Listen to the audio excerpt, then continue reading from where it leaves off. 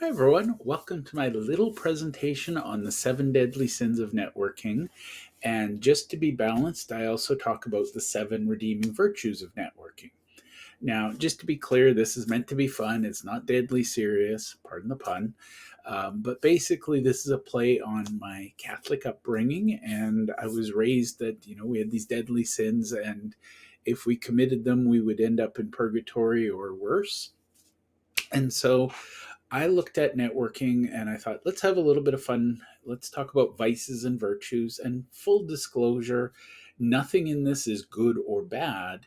It's just when you take something to an extreme, then you end up less than perfect. So, what we're looking at is that balance. Yes, we all make mistakes. We're all human. We may commit these deadly sins. And for the record, they're not that deadly. They're just a little bit embarrassing or a little bit off putting. But if we can learn to correct these deadly sins and if we can learn to embrace the virtues, our networking efforts will be much better.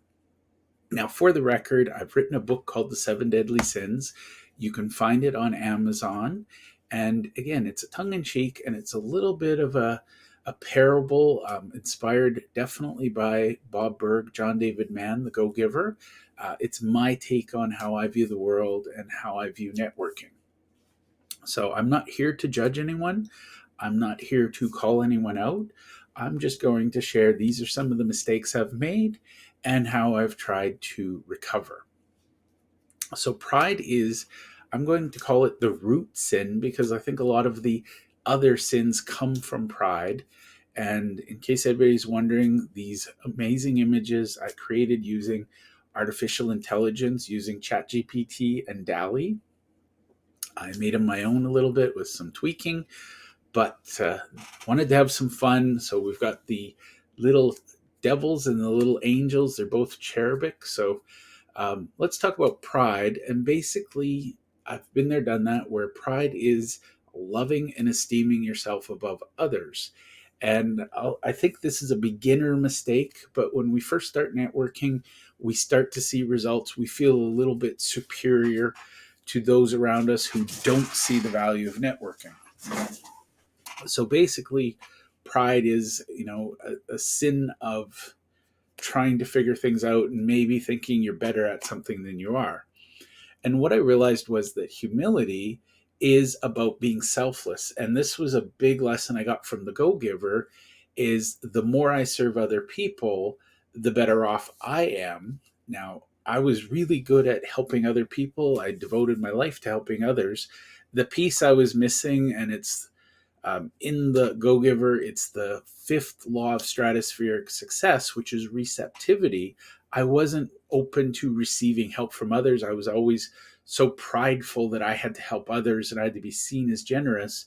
When in reality, sometimes it's selfish to not let somebody else help you. And humility is about being selfless and it's about being modest. So a lot of people have said, oh, wow, Jeff, you have this amazing network. Yes, I do, but it's something I'm part of. And yes, I've cultivated it, but I'm humble about it because I value these human to human relationships. Now, envy comes after pride. And basically, I think it's kind of about resenting others for their network, their networking skills, their results. And really, truly, I realized that envy is a completely useless feeling because it doesn't make me better. It just makes me feel worse. So, oddly, what I found was by embracing gratitude and by being thankful to others and trying to help others and to show that kindness, I actually became a better networker. One of the things I love to do, I love to send thank you cards, whether handwritten or um, through a system. But the idea I had and the observation I've had is the better I get at gratitude, the better I get at networking. And it comes to me as well. I appreciate those who are grateful and who say thank you. I have a dear friend who we joke that I work for brownies, but whenever I make a good introduction to her, she sends me a handwritten note and a box of brownies. So think about how you could easily and sincerely express gratitude to those around you. Now, gluttony, this is when the world hit and paused because of COVID, and everybody said live networking is dead. They said you can't network on Zoom. The stubborn inner child in me said, watch me. And I went crazy. I was doing networking events, believe it or not, in I think the farthest away I had one in China.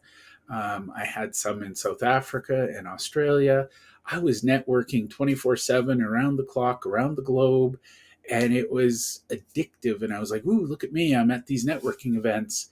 The reality was that being at all these events was actually unhealthy and excessive. And what I realized was that quality is always better in my world than quantity. And I was going through trying to figure out the right software, the right tools. I was looking for a lot of things. And I realized if I focused on quality relationships and the simplicity of thank you cards, I didn't have to get any more complicated than that. So sometimes restraint or moderation is way better than excess. Now, lust, this was kind of, I've had this at various points in my journey.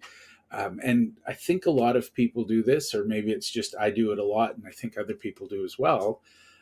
We look at where other people are and we wish we were there. And what we stop and we don't do is we don't recognize how far we've come. And I think lust is one of those hollow, empty things where you're always wishing you had something else. And maybe you're putting money and power ahead of things. What I realized was that being concerned, and we'll use the word chastity here, it's about being pure of heart and modest of nature in nature and trying to help those around us. So for me, it was really about lusting after money. And then I realized that relationships come first, money will follow. So it's kind of an interesting thing. If you go too far with lust, people start to see you as money hungry or greedy or, abusing your power. Whereas if you're being pure of heart and modest, people want to help you. Now, anger is probably one of my favorites, and I'm going to admit to having committed this one more than once.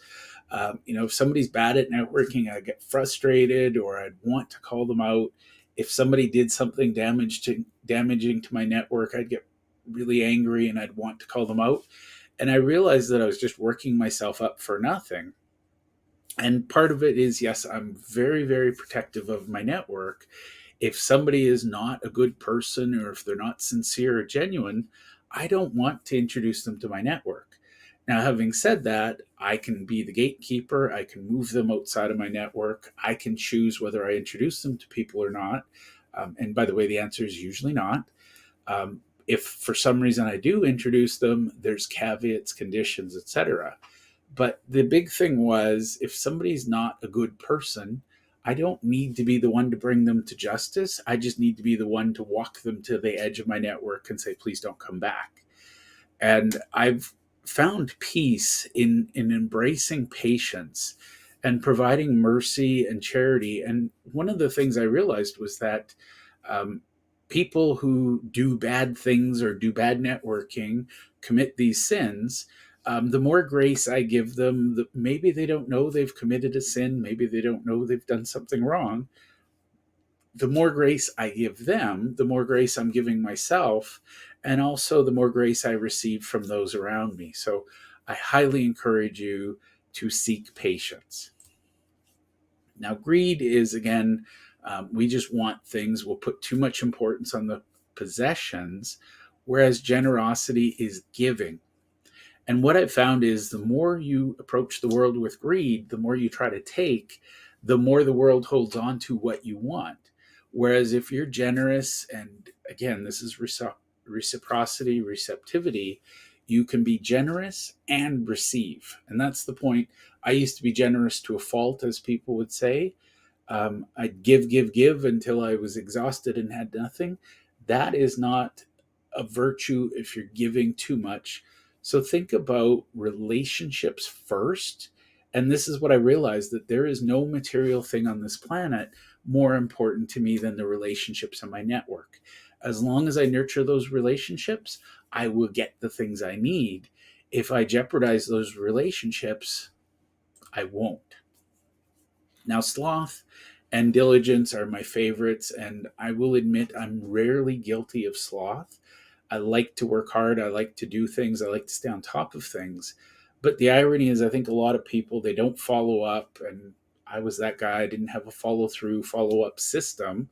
So, what I realized was I was working way too hard, and in this case, diligence can work against you.